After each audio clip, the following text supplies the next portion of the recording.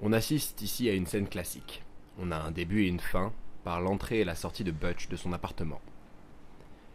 La méfiance de Butch est démontrée notamment par le jeu du comédien, mais aussi par la façon de filmer, les inserts sur les objets clés de la scène.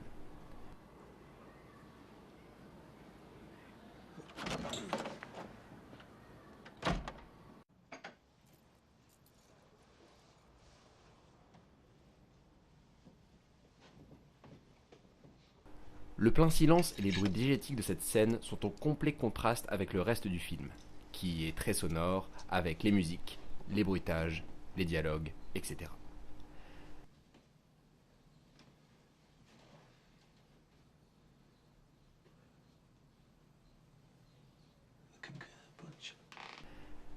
Butch est enfin tranquille. Il sourit et se prépare un petit déjeuner.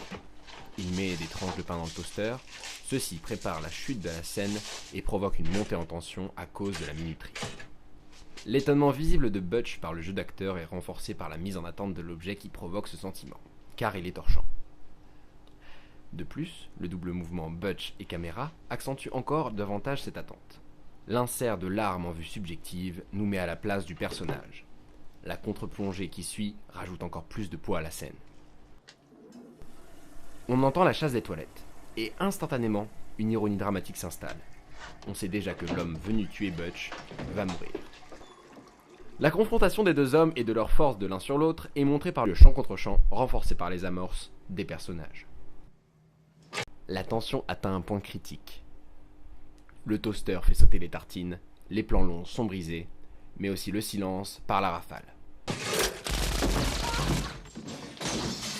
Nous pouvons aussi noter que l'alarme qui retentit jusqu'à la fin de la scène est assimilable à un rythme cardiaque.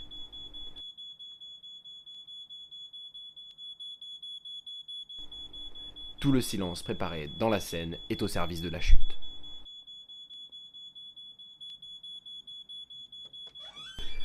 Cette scène de meurtre fait étonnamment sourire, voire rire. Là est magnifiquement traduit l'essence même du film, Pulp Fiction, qui est une comédie violente à l'humour noir.